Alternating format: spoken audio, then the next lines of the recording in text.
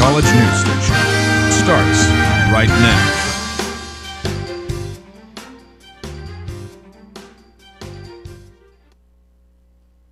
Top stories. The POU community celebrates Black History Month in Lagerquist. POU is named one of the top 50 greenest schools in the country. Sports Talk updates us with what's new with Lute Sports. All that and more next on News at 9. POU's female a cappella ensemble Harmonic won the quarter-final round of the ICCAs.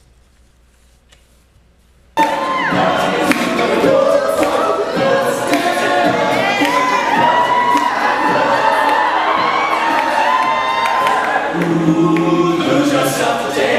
mean, I know that we rocked this house tonight.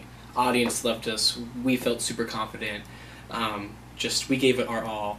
And all I can think of right now is just how excited I am for what we did and for the girls to perform. And we did a good job. I know we did a good job.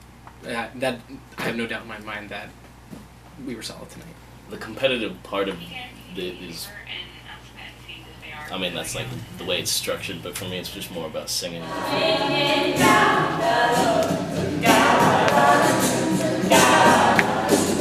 That we aren't only just a group, we're also a family. Like we are a literal band of brothers on that stage. And I think coming on stage with that mentality is not just us performers, not just, you know, a kid going to school, but as a group of people that, one, really care about each other, two, have each other's back, and three, are really excited to perform and do what they're doing.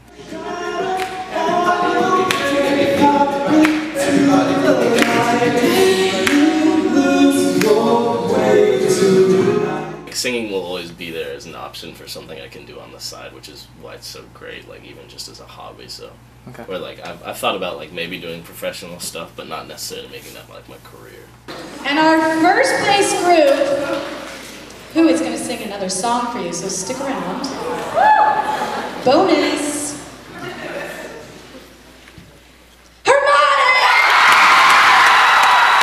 Hi, I'm Megan Zink. I'm the financial director of Harmonic, and we just won ICCA. I'm still in shock right now. I did not think that we were gonna win. I mean, it was a big competition, and they are all so good. And just hearing our name called as first was just, ugh.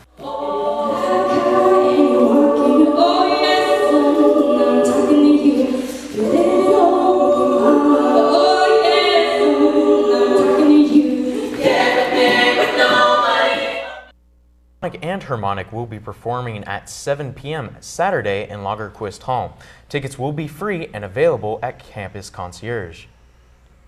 The Black History Month concert in Lagerquist Hall on Friday, February 21st, brought students and the community together for a night of music to honor the history of African Americans.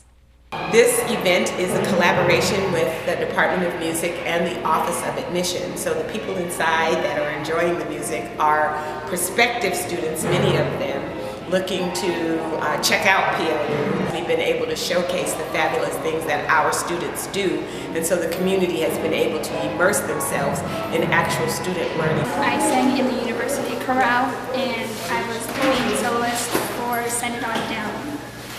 So far I think it's great. I just want to see the other choir because they're freaking incredible. I'm here with the Greater Works Chorale. We're here for the Black History Month celebration concert. And some of the pieces that we're going to be doing are hymnals, or considered like Negro spirituals, and of course putting the Greater Works Chorale flair on it. So just to celebrate Black history, which is really, you know, American history, a pretty intricate part of American histories. I'm glad to be here. I was swing dancing in the jazz band, and they were actually really good. They performed really well, and it was a lot of fun to dance and be a part of that. And there were a lot of other great acts. Obi Gilded on the steel drum. That was really cool. I had a lot of fun tonight. We played 3 charts that involved Duke Ellington and other charts from the 20s and the 30s.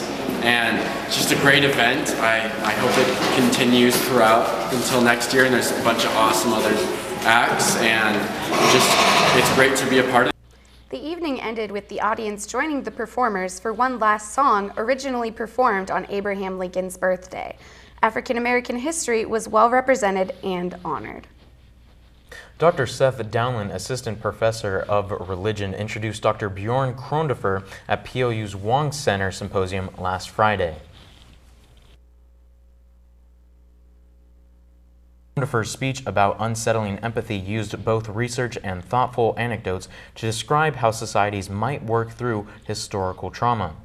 Dr. Krondefer later took questions from students and faculty about his work with intercultural conflict and the role of cultural narrative in conflict resolution. Join the conversation on Twitter at #PLUSymposium. The Garfield Book Company hosted a town hall meeting last Saturday where Washington State Senator Steve Conway invited citizens to address their concerns about the community. What I was particularly concerned about wanting to come to the town hall meeting for was to address Senator Conway on a bill that he recently co-sponsored that would rework the definition of renewable resources to include the burning of coal for our state. And so I wanted to ask him about why he chose to sponsor that bill, even though Washington State has clearly demonstrated that shipping coal through our state is not something that we want. But why would we, change our definition of renewable resources to include coal? And he addressed that well, saying that he was concerned about jobs in Centralia and the fact that a core number of people in that community really rely on coal as a source of income, And so he addressed it, but it was also we talked about the source of definitions of community and how we want our progress as a state to be going. I think you got a flavor for the issues I'm interested in. Obviously, I think we need to continue our work at developing more family wage jobs and using what we can in the state to encourage the development of those family wage jobs. We're needing to continue our work on infrastructure investment. I think Pierce County right now is been working very hard to get the I-167 road built between from the Port of Tacoma over to 167. That's just critical for the development of the port. Sustains a lot of great jobs down there at the Port of Tacoma. I think we've been working on this K-12 education funding too, and that'll be a huge job for us, ensuring that we need to invest in our future here, and our children are our future, and that involves a lot of investment in early childhood education and also in full-day kindergarten. So these are some of the big issues. I work on a lot of other issues down in Olympia too, though, and these are kind of the bigger issues that I'm involved with. So.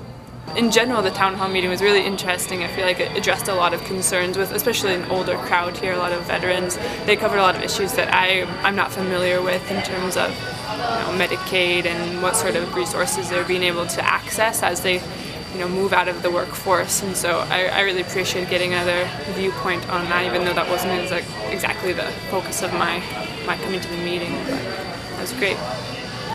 PLU is a great university. It has a lot of great professors here and a great reputation.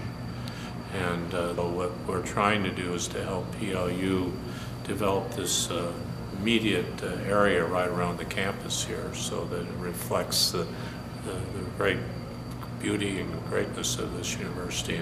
Issues discussed among the group of citizens included the transportation budget, primary and secondary education funding, and environmental issues. The Circle of Six is a free app meant to protect people from potentially dangerous situations. Jonathan Grove of the Women's Center and Greg Primo of Campus Safety explain the app and its uses. It's a lot easier just to pull out a phone, hit three things on the screen. Nobody else necessarily has to see you frantically typing away or any of those kinds of things. And it can accomplish some things that would be really hard to do even if you were calling somebody. I'm sure you've seen it in classes and other places where people, they try to do it in a way not to be seen, and you can still pick up on it, but people do it all the time, so it's whatever. But I could be conceivably, you could think, well, he's checking Facebook or he just got a message or whatever, but I could be hitting these three buttons telling my friends, like, you gotta come get me out of here, because, you know, who knows, maybe I'm just in a situation I'm really uncomfortable in, and I'm not comfortable with this person. I think it was easy to use, and it's something that could come in handy for students. You know, some of the incidents that we found, especially related to you know, sexual assault and sexual misconduct in general, have been at parties, and I think that's kind of how this is geared, is for students that find themselves in a, you know, a risky situation. They need to have that go-to out that might be useful to them. The other crazy nice thing about it being on a smartphone is that there's GPS like built into that. So obviously that's not going to like pinpoint this chair, but it can get whoever you call with very, very little sort of user time and energy that could be noticed. It gives whoever might respond to that tons of information about how to truly help that person. Circle of Six is a free application for iPhone and Android platforms. Have you downloaded the app? Comment on our website and tell us what you think. A federal judge on Wednesday struck down the ban on same-sex marriage in Texas pending the outcome of any appeal. Mark Ferris and Victor Holmes were plaintiffs in the lawsuit. It's amazing how much emotion is all bound up in this. It's kind of hard to get through that to actually make a statement. The biggest thing I think I would want to say is, woo, we did it! You know, growing up, my mom and dad, I envied their marriage because I really didn't think that I would be able to have something like that. And now, really, for the first time, and really reading that decision, it really was the first time I realized that, yeah. The judge postponed enforcement of the law pending any appeal of his ruling. That means same-sex couples in Texas cannot get married for now. Same-sex marriage is now legal in 17 states and the District of Columbia. Arizona Governor Jan Brewer vetoed legislation Wednesday that would have allowed businesses to deny service based on religious beliefs. Former Secretary of State Hillary Clinton applauded the move during a speech at the University of Miami. Thankfully, the governor of Arizona has vetoed the discriminatory legislation that was passed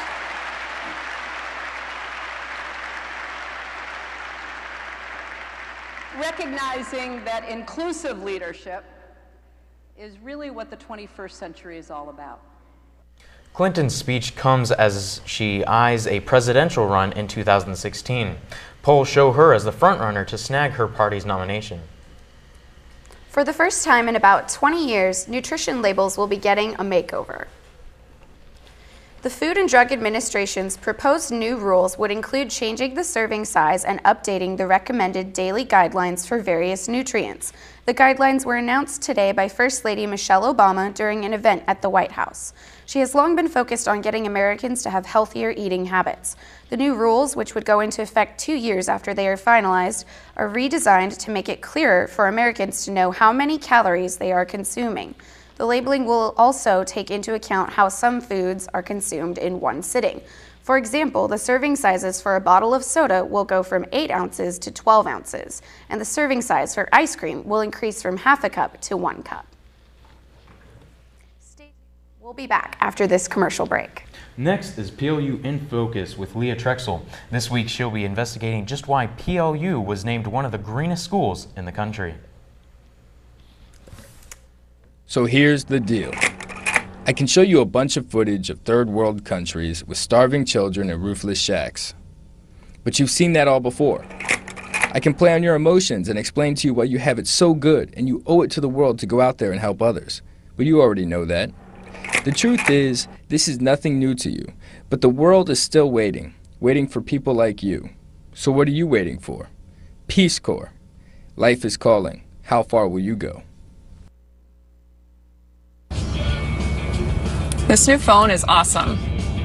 It has made my life so much easier. You know, I get kind of bored when I'm driving and I need to know what's going on. So now, with this huge screen, a keyboard, and a ton of apps, I can get a text and write back right away, no problem. It's like I barely even have to look at it.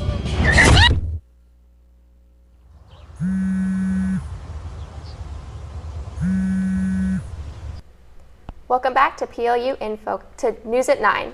I'm Leah Traxel with PLU in Focus. At PLU, working in sustainability can very literally be a dirty job. But since PLU was named number 29 of the 50 greenest universities in America last week by bestcolleges.com, the Sustainability Office is getting some recognition for their programs and campaigns. We went to leaders in the PLU Sustainability Office to learn more about it. PLU is one of the top 50 greenest schools in America, and I think that gives our students the opportunity to really be pushing further and exploring what exactly sustainability means to them and getting involved in whatever way they see fit. Sustainability is right in the mission statement of PLU, and being able to develop these programs and give students the ability to be leaders of the programs, it's added a lot to Pacific Lutheran University. I think what makes PLU sustainability so special is that it's really student run. You can see that the student leaders in our office really are taking leadership and running their projects and taking ownership, and they care, and they're here to get stuff done at PLU.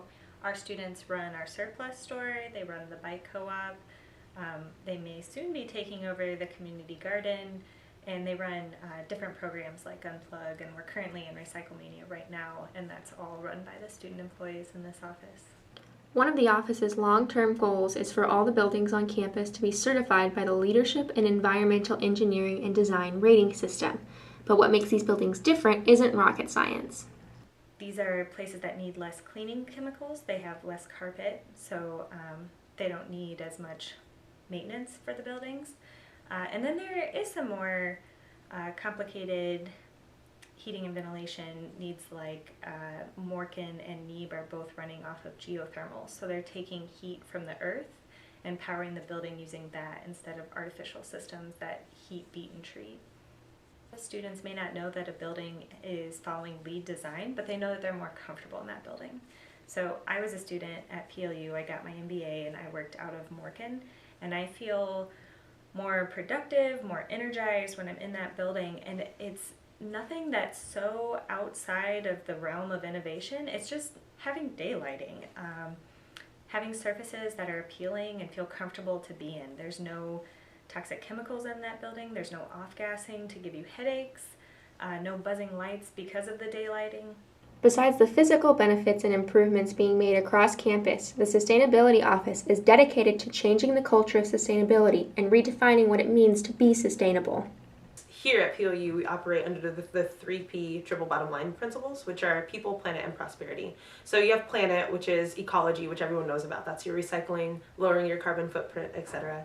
And then the people portion is social sustainability, so caring for one another and caring for our communities as an equal part of that. And then there is prosperity, which is this kind of collaborative effort to integrate systems that are both ecologically sustainable, socially sustainable, and financially sustainable. It's not a destination, it's a process. It's an evolving concept. You know, we can work really hard to get towards zero waste, but the moment we're diverting all of our recyclables, we know that we can be reducing waste. There's a lot of different definitions of sustainability, and everyone kind of understands what that means a little differently. But really, to reach these broad sweeping goals that we have as a university, to be carbon neutral by 2020 is one of our goals, or to be waste-free, nearly waste-free by 2020. So having a greater than 90% diversion ratio. Those are really huge accomplishments for us to try and achieve. And to get there, we're going to need every single person on the university to be participating and kind of doing their part. I think the biggest message that I'd have to share for people who are interested in sustainability or don't know a lot about it is just to ask questions and not be afraid to ask those questions. Because sometimes we get caught up in this kind of machine of thinking that if you don't already know everything, you don't have a place at the table to talk about it. And that's really damaging to the growth that we're capable of doing. Students across campus take pride in the award and expressed an appreciation for the work done by the Sustainability Office. Yeah, I think it's really important, and I think it's a really neat distinction that PLU has, and it's something that I know that we've been working on for a while to improve on. And I think it's really admirable. Well, it is such an honor for me to be part of this university, this institution that promotes everyone to be good stewards of this earth. So it's an honor, and I'm excited for the future. Seeing that in the ranking is very great because, I mean, we have the new water fountains, and PLU is just very busy promoting it, so it's great to see that they're actually recognized for their work, and it's such an important topic to be good in. The list was compiled using statistics from the Association for the Advancement of Sustainability in Higher Education. Some 200 schools take part in the voluntary scoring system. To learn more about any of these programs or how to get involved, visit www.plu.edu/sustainability. We'll be back after this commercial break with Sports Talk with Sam Horn.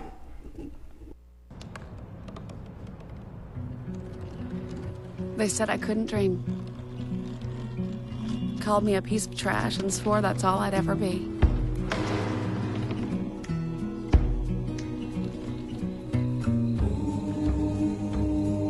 Said a bottle couldn't see the ocean.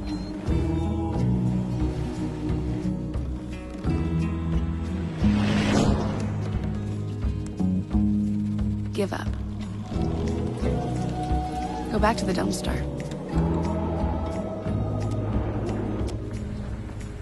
But I didn't listen. I made my way.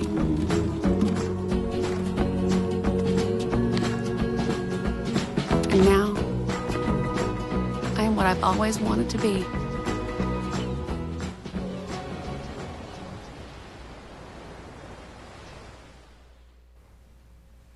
Welcome back to News at 9. I'm Sam Horn, and you're watching Sports Talk. The softball team is off to a disappointing 1-5 start, going winless this weekend. After winning their first game of the season, the Lutes have dropped 5 straight. The Lutes began their weekend by losing to Pacific in an absolute slugfest. The game lasted nearly 4 hours and saw the visiting Boxers win 23-19. The game featured 32 hits, 23 walks, 9 hit batters, and 3 home runs. It marked the highest scoring contest in PLU's program history, with a combined 42 runs scored. And 40 hit 329. Leading the way for the Lute's offense was senior center fielder Spencer Sherwin, who collected 5 runs batted in on 2 hits and 2 walks. One of those hits was a triple which cleared the bases in the bottom of the 4th inning. Just as PLU was looking to close things out in the top of the 7th with a 1-run lead, Pacific's Ashley Mitchell dashed their hopes with a 2-run homer. The Lutes were not dismayed, though. The team hung in there, forcing extra innings. The Boxers sealed the Lutes' fate, however, in the top of the 8th inning as they sent 12 batters to the plate. Scoring 7 runs in the frame, Pacific all but locked up the win. The Lutes responded with some noise of their own in the bottom of the 8th, but senior Katie Lowry lined out to third base, ending the game. After the loss to Pacific, PLU took on George Fox only to lose 8-1. Senior Samantha Pryor recorded the team's lone run with a home run in the 7th inning. The Lutes' next game pits them against Whitworth this Saturday. Game time is set for noon. This past weekend was not kind to the Lutes baseball team. The team went 1-2 over the weekend, putting up only 3 runs in 3 games. Their opponents, on the other hand, totaled 10 runs. In their first game of the weekend, the Lutes managed to topple Oregon Tech, winning 3-1. Starter Trevor Lubking, a left-handed junior, pitched 6 innings while allowing 4 hits in his first win of the season. Lubking only allowed 1 unearned run while striking out 10 batters. PLU lit up the scoreboard in the 3rd inning after senior Alec Beal drove in fellow senior Nicholas Hall with an infield groundout to tie the game at 1. The scoring did not stop there for the Lutes, though. The team took the lead in the 4th in the next inning after junior Curtis Wildung drove in first-year Corey Vanderstay with a double to right field.